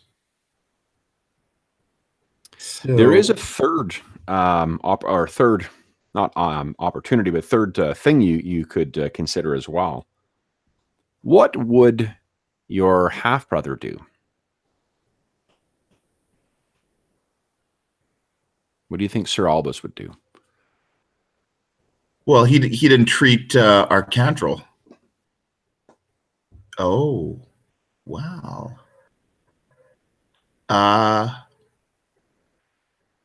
All right. I mean, Skurg's never been the religious kind. He's kind of left that to Albus, but he'll give it a try. He will try to commune with Sylvanus. Oh, okay. So how does that go? He will. It's probably a close copy of what he's seen, because he doesn't know. I mean, from a personal level, like, I mean, academically, he understands, you know, Yep. what rituals look like, but he's never done it himself. Not even for the Church of Saint Yig. But what he's seen Albus do is get down on bended knee and start reciting prayer. Okay. I'm just looking at your religion score here. Okay. So you get down, and you can feel free to ham it up as much as you want. Your religion is really not good. So what does he say to Sylvanus? Oh, Sylvanus, Father... You came and you gave me a donut. Sorry. Yeah. Oh, great Sylvanus, Father of all that grows and lives on this earth. Please give me strength and direction in order to defeat the blight that challenges you. Where were you making this? Like, were you at the shrine? Were you? Yeah, at the shrine. I think that's kind of where this all went down. Okay. So you say that stuff. And he's waving his hands in the same way that he's seen Albus do when he's Okay. So you're gesturing and whatnot, and you finish up, and you're kind of looking around. There's not even a cry of a bird. And you kind of, you look down, and you see something you didn't notice before. There is a small cluster of brownish mushrooms that have grown around the base of the shrine. It seems to be right near where the one trickle of hare's blood has gone down and into the ground. In fact, there's little speckles of blood, or not blood, of speckles of red on the cap of this mushroom.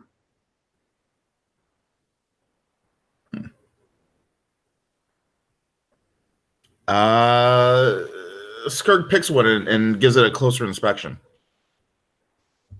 It's not greasy the way that white moss was. It's a fresh mushroom. You're not really sure what kind. And actually, you're quite certain you've never seen something like this before. Skirk will eat it.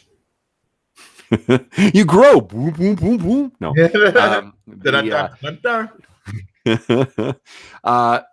You consume it, and you're sitting, or you're standing sort of near the, what do you call it? Near the shrine. And you begin to feel, tired. Your eyes are heavy. Your legs are a little, oh man, how long have you been standing? It feels like you've been standing forever. You know, maybe you'd feel better if you leaned against one of those stones.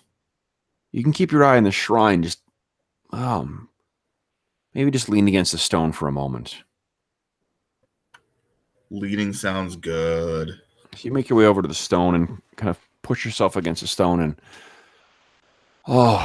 this backpack is so heavy. How long have I been carrying this?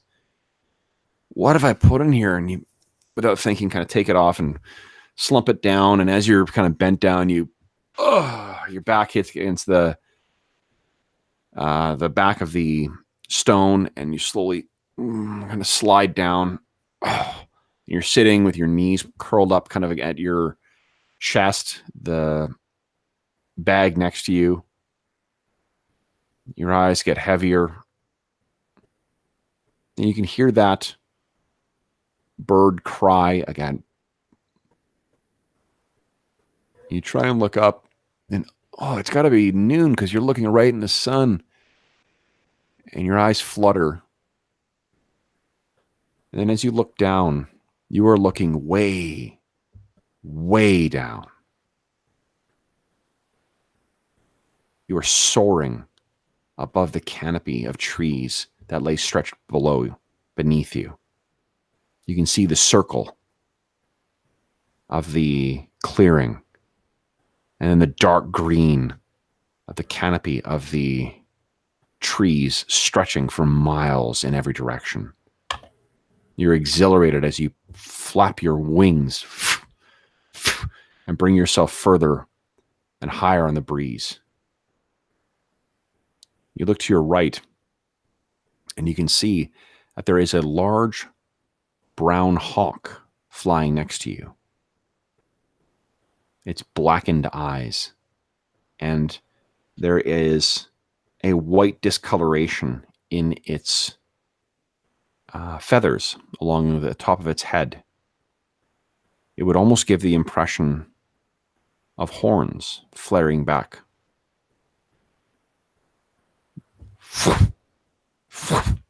You stay still, propel yourself aloft on the breeze. It's the most exhilarating thing you've ever experienced. What are you thinking? Uh, my thoughts probably turn to Sylvanus uh, from this vantage point, trying to using a wider view to seek him out, or find some kind of representation of him. Okay. The hawk angles to the side and goes down, and you know that it wants you to follow. So you do the same. You get down closer to the tip of the trees, and then you see the hawk dives beneath the canopy, and you do the same. And you're swooping, back and forth, agilely dodging between the twisting limbs and branches of the trees, swooping your way through so fast that it's almost a blur, but you can see it all passing by. And then finally, the hawk reaches a point where it flies out, and it's not an opening, but it's a bit of a it's one area that is covered by one enormous tree. This tree is so big, the shade that it casts is basically has prevented anything from growing beneath. So, but what it has also is these small, now dead limbs that stick out, and the hawk sort of swoops in and lands on one of those limbs, and you land on a tree nearby, and you can see in the side of this massive tree the bark, the gnarls and swirls that make up the bark kind of shift and twist, and a face forms in the side of the tree.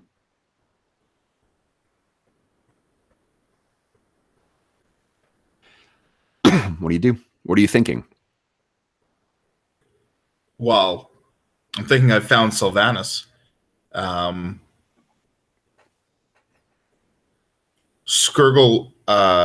reaches out, I guess, in his bird form, and attempts to communicate with the tree. Skirg asks, "What is happening to the land?" You can hear that same creaking and cracking as the eyes sort of open, and the eyes look upwards, and you can see this massive shadow flies above. And as it passes, you can hear the twisting and bending as the trees and foliage is warped and bent. The hawk takes flight and flies up above the canopy. You know instinctively that it is going to get a better vantage.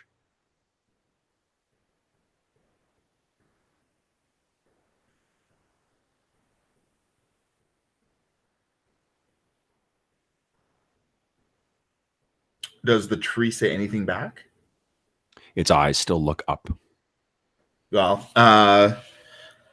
Skirg follows. You flap your wings and propel yourself up, and what you can see is beneath you is the middle of this line of corruption.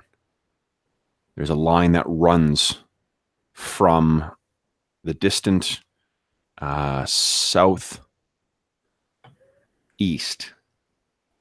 across the forest, and then it leads off not far from where you can see. Whatever flew above is gone now, but you can see the blackened trail goes not far off to the northeast. Can I trace it to its source? You can follow it, yeah. Looks like it ends at somewhere. So as you get there, we fly over, and you can see that beneath you are these horribly diseased and twisted trees. Excuse me. And it's as if everywhere the shadow fell, it tainted these things with horrible corruption, leaving twisted and bent forms of life, both plant and animal. Flora and fauna is warped by the falling shadow of whatever passed. You fly over, and what you can see is that it is a small, there's a kind of a hillock or a rise or a hill in the side. And outside of the hill, there is a small pool or pond surrounded by rocks. And then there is a massive cave in the side of this that leads in. And it is black in there. You can see the hawk. The brown hawk has landed on the far side of the pond. He's looking at you and then looks at the cave. I kind of nod to the hawk, motioning into the cave, trying and treating it to come with as I lift off and fly into the cave. Okay, so you lift off and you begin flying towards the cave. You are nearly in the entrance when there's this massive blast of wind that just propels you, and you're pinwheeling away. Would you make a reflex save actually for me? Let's see if you can avoid hitting the water or not.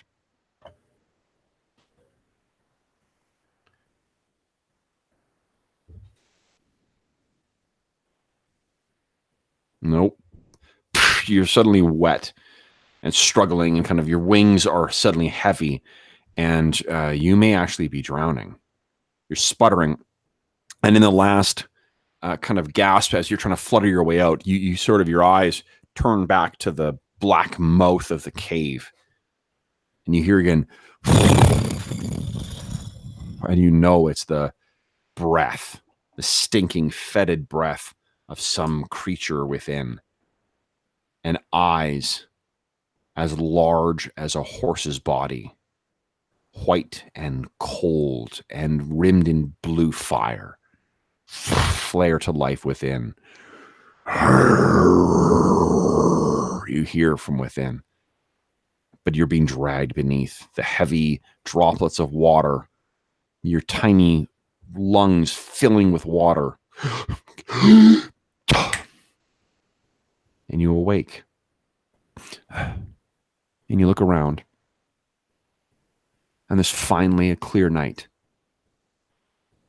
And the black sky is full of bright stars. Ooh, you're in the clearing. You're back against the cold stone. Your backpack next to you. The statue of Hearn illuminated in bluish moonlight.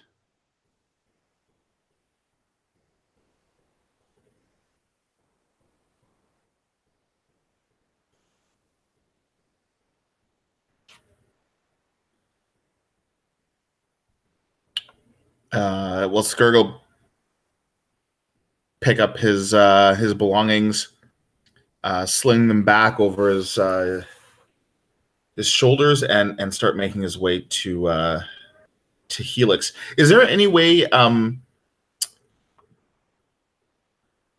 mean, for Skurg to kind of landmark where he, like from here, would he be able to find the cave again? Are you're trained in survival, right? I think so. Let me just see here. Survival. Yep. Yeah. Okay. Yeah. With some help, you think you could probably locate the cave. If you were to guess, it's probably off somewhere in the direction of where that path led, the one that led you to Barden. Excellent. Alrighty. So you get to the edge of the clearing, and It's dark in there, but you are emboldened now. You feel as if you had a restful sleep. In fact, all of your resonance is back. Nice. You strike the sunrod against your sole of your foot, hold it up, and make it. Wait, do you have dark vision? Low light. Low light. Okay, yeah. Then you start making your way along, and you make your way back to Helix. You arrive back in Helix. Oh. Hi, sweetie. Oh, hey, Hambone. Stupid noise-canceling headphones. I didn't hear Jaden get home. So you make your way back to Helix, and by the time you get back, the only lights in town are really coming from the Brazen Strumpet, of course, which is full of life and activity. You're just in time to see Karg Barrowgut making his way over from the Axe and Anvil, and of course he passes by Alistair and Mr. Paggins. And what you don't see, or what you haven't seen before, is as he passes by, Karg tosses something down, a coin, down into Alistair's cup. And he makes his way in, and then he makes the same, you can hear the same joke he has made 100 times every time you're in there. Oh, get out of the way, whatever it is. You're making it better. You're not paid to be a door here. And everyone says, Karg! And you also look over to your left as you're making your way back in, and you can see that the light is on the second floor of the tower that makes up the shrine to St. Yig. You can also see that around the base of the damaged portion of the building, there is a small patch of that white moss. Bum, bum, bum. What do you do? As much as Skurg wants to head off to the for a pint, he will delay that and head over to the shrine. Okay. So you go to the shrine, and the door is, of course, closed and locked.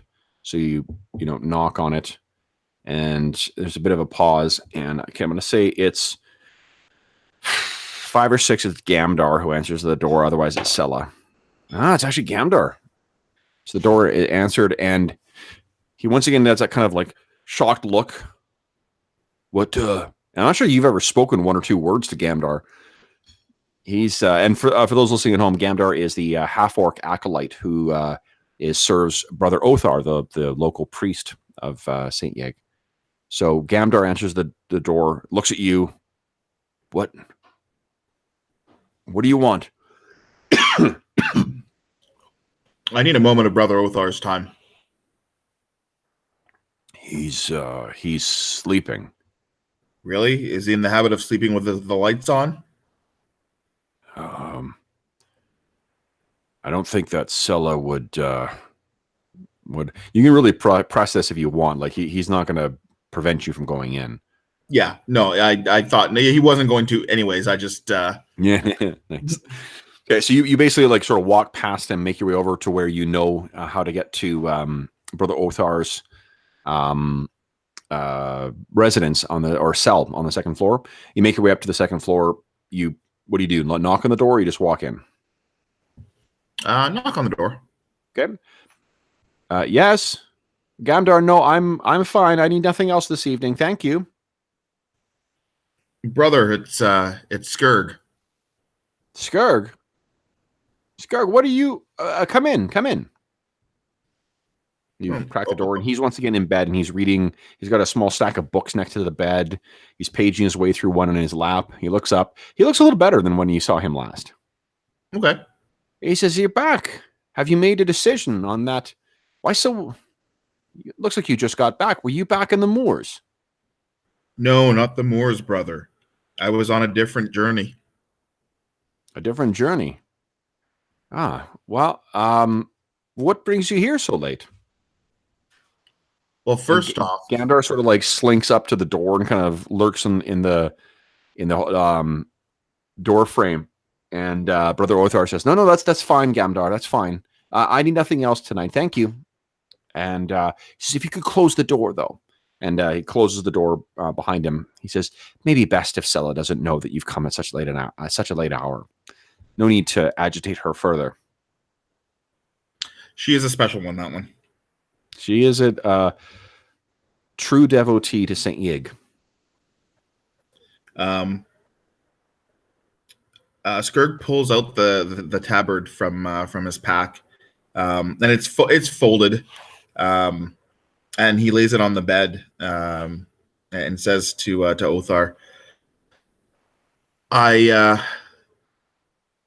I'm afraid you were right when we last spoke. I don't know that this is for me." I see. I hope you understand.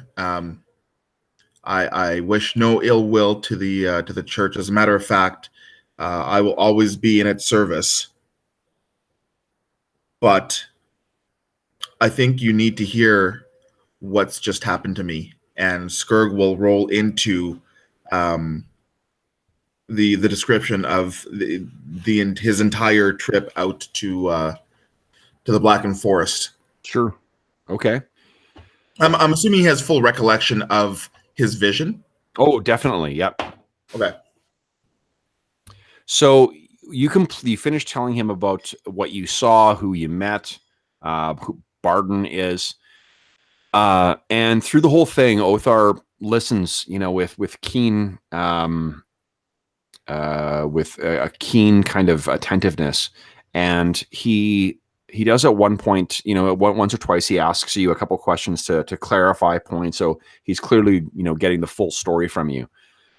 And at the end of it, he says, that's all happened today then. Just today. What does it mean to you?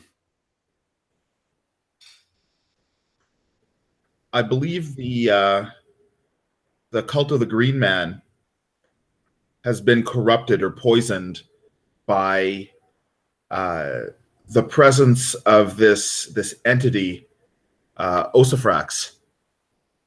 The white that you see, the telltale signs of around where the shrine has been damaged.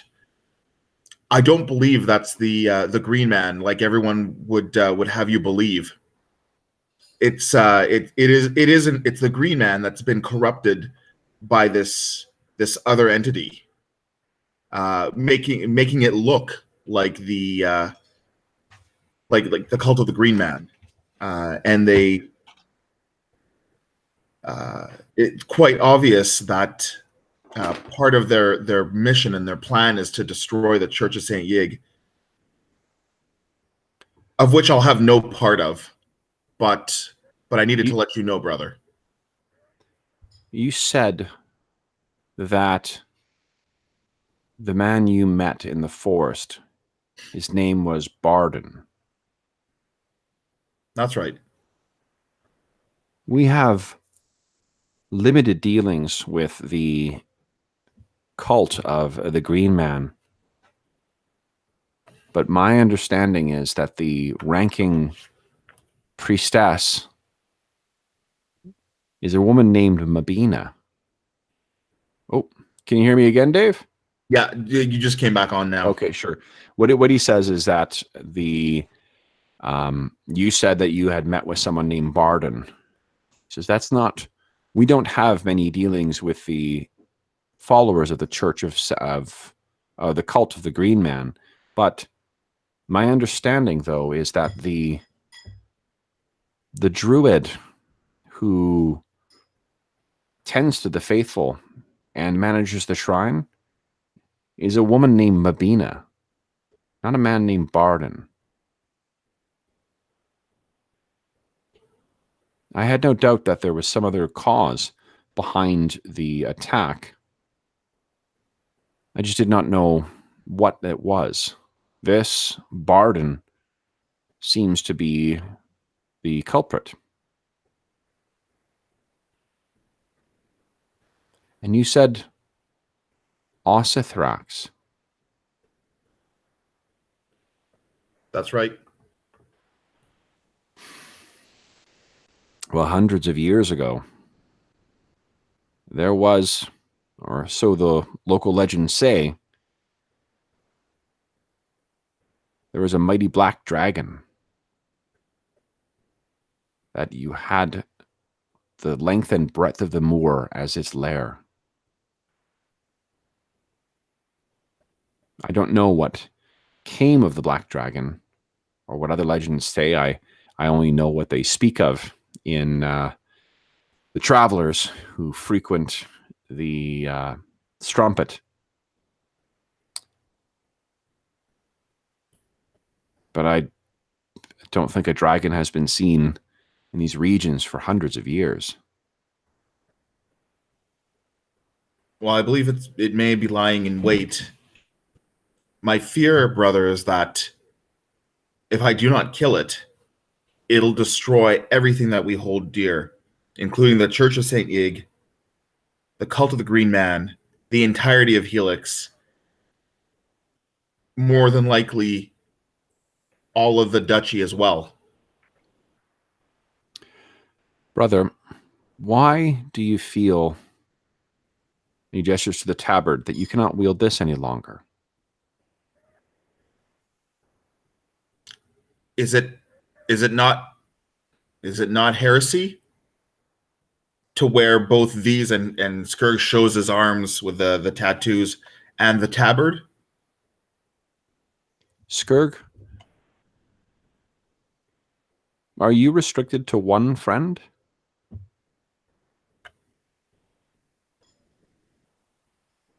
Well, no, I suppose not.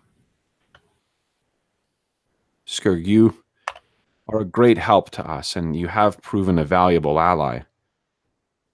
But I had no illusions that you would join our faith. You are many things, my friend. And he kind of gently sort of pats your hand. He says, a priest is not one of them. This marking is so that others might know that you are favored by the devotees of St. Yig. We appreciate the assistance that you have provided.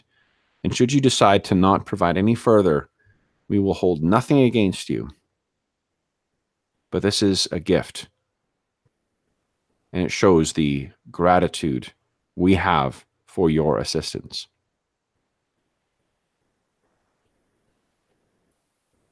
I accept it gladly, and you'll have to forgive my ignorance. And for what it's worth, you will always have my services.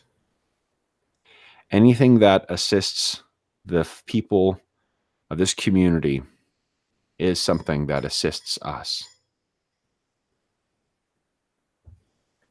Then, brother, you need to tell me, if you can, how I can defeat this dragon.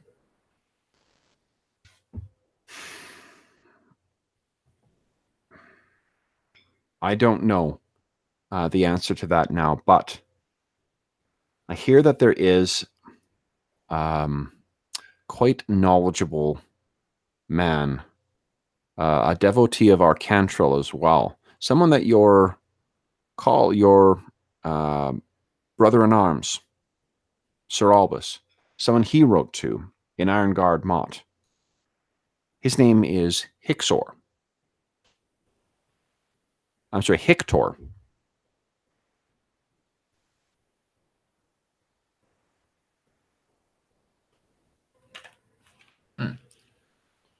One second, I'm trying to find something.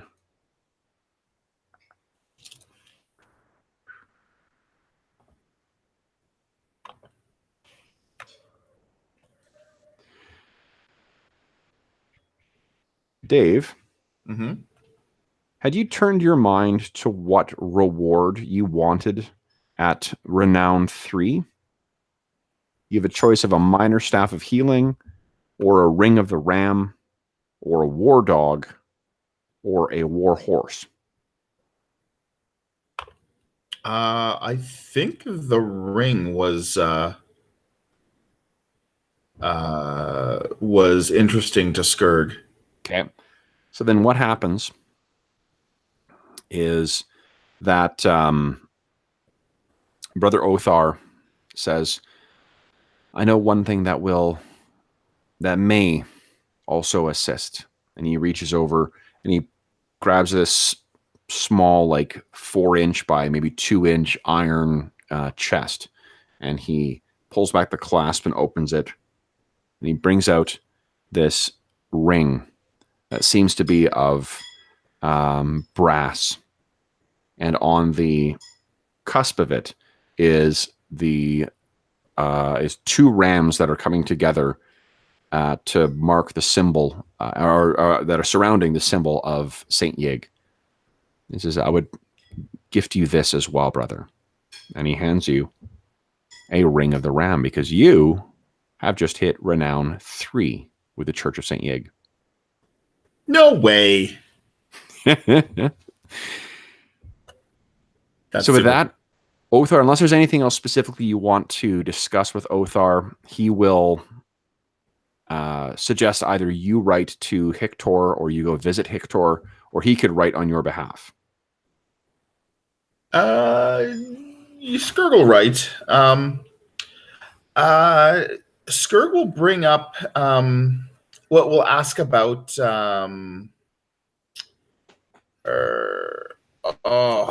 who's the acolyte? Sella or Gamdor? Gandar, yeah. We'll ask about Gamdar's origins. Like how did he come to the fold in the Church of Saint Yig? Gamdar. Oh, one sec here. I think I've got an answer for that. Your title, incidentally, now is also a Marchand. Woot.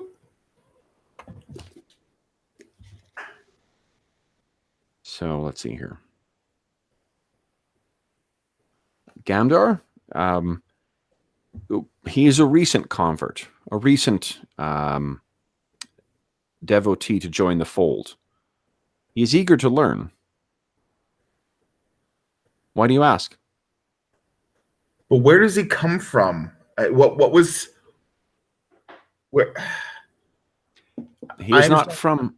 I know that he is not from Helix, and I have not inquired as to his other history. Many people come to Helix for many different reasons, and whatever his reasons, it seems that Saint Yig brought him to our fold.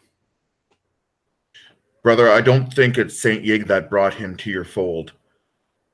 I feel that he's involved in the attack on the shrine, and there's something that gnaws at me, that I fear he is in league with this new menace that I've just described to you. Watch yourself around him. I will take care, as I always do. But I feel I can trust my heart and the judgment of Saint Yig.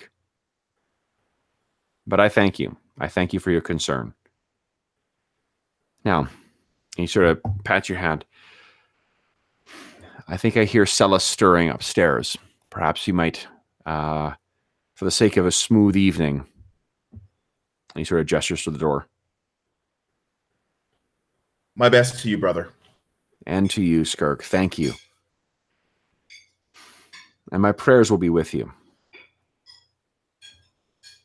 Thank you. I feel I'll need them. Okay.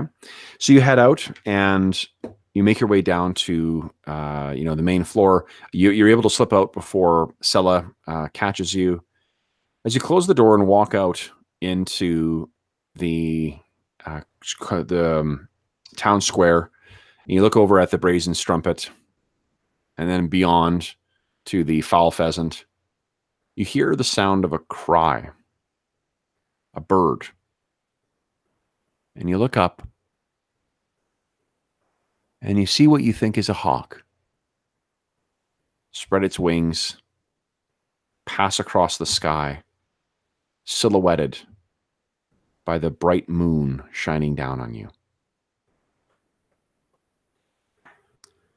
And with that, we will call it a session. So, lots of doings transpiring tonight. Oh my god, I've got to go kill a dragon. So, you get 30 XP for heading into the Blackened Forest. You get 30 XP for the role-playing tonight because you did a great job of the RP tonight. You get 50 XP for your interactions with the Green Man. You get 50 XP for the challenge of facing Barden and his minions and whatnot alone. And you gain 50 XP for learning about Ossithrax and for advancing, or for obtaining the new ring. Actually, I'll give you 20 XP for learning about Ossithrax and 50 for obtaining the ring, because it is more loot than lore. So that means it's 100, 230 XP, which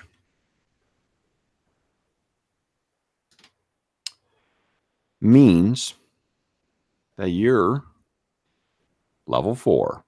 Ding ding. Ding-a-ling. Cool. So we will, I'll do the updates probably, if not tonight, then tomorrow after the Star Wars session. And you got some, I think there's 2 picks you've got. I can't remember what the 2 picks are, but you get 2 new picks at level 4. And I think you get 2 new, don't you get some more formulas as well? I'm not sure about the formula. Based on what I've read, it's I get an alchemy feat and a skill feat. Oh, very cool. So I'll look forward to seeing what those are. So cool. Well, that was fun. What's that? I'll pick efficient alchemy for my my alchemy feat. Oh, nice. Okay. Efficient alchemy. What does that do? Good question. I think it actually doubles the number of potions I can. Oh man, that's awesome. I can make, yeah. Yeah, that's really fucking good. Okay, I'll add that, and then I'll let you take a look at the skill feats. So cool. Well, Dave, thanks so much for playing or suggesting a session tonight. This was fucking great. It's exactly what the doctor ordered. Yeah, it's always fun. So. Well, you know, I'm glad we got a chance to really do this this story part for Skurg, because we've been sort of like dancing around this for about 3 sessions now. Right. So it's good for you to be able to pursue that little bit, and hopefully it was worth the wait. So I'm also gonna I'll let the other players watch this session if they choose to, or I'll let Skurg fill in the guys in game with what's happened to him and whatever. Yeah, I mean, I think the guys are going to be totally jazzed when they find out that they're going to be fighting a dragon. I'm sure jazzed is the word that they'll use. Oh man. So anyway, for those listening at home, thank you so much for joining us for the session tonight. So I see George and Jimmy. Thanks so much for joining us too. I'm sorry I didn't get back to you guys with only one player. I was sort of focused on the play tonight, but and George, I owe you a Sasquatch, and I have not forgotten about it. I finally am going to have a chance to put a Sasquatch together this weekend. George very kindly has offered to run or to let me sit in on his Champions game, because I've never played Champions. So I've run it a bunch of times, but I haven't played it before, and I'm going to be playing a Sasquatch detective named Sasquatch Holmes. And I cannot wait. Very cool. Yeah. I don't know if cool is the word you're looking for, but anyway, for those listening at home, if you have any comments, questions, or concerns about the session, please don't hesitate to leave a comment in the comment section below. You can reach me on Twitter at Dungeon Musings, all one word and plural, or you can shoot me an email at dungeonmusings@gmail.com. Also, let's see here. We also have some links in the description of the video. Those links are to the Heroes Save Villages campaign, the charity fundraising campaign that we're doing in connection with SOS Children's Villages International. SOS Children's Village International is a really great charity that benefits children who are living in high need circumstances. And we have a bunch of very cool rewards that are available on there, including adding an NPC to the one of our campaigns, to up to if you contribute $100 or more, I will run a session for you. And the first of these is happening tomorrow. Tomorrow, I'll be running a session for the very generous George Straighton and 4 of his friends. And we are going to have a very cool Star Wars, Fantasy Flight Star Wars one-shot, which will be a lot of fun. So I look forward to returning to a galaxy far, far away for him and his friends. And I greatly appreciate his generosity in donating to the charity. Every dollar that's donated goes directly to the charity, which is terrific. So if you, by all means, you don't have to contribute in that amount or at all. This is a completely optional thing, just to ask that if you have enjoyed the channel and enjoy the content, just consider clicking through and seeing what the rewards are, what the campaign is about, and to learn more about SOS Children's Villages International.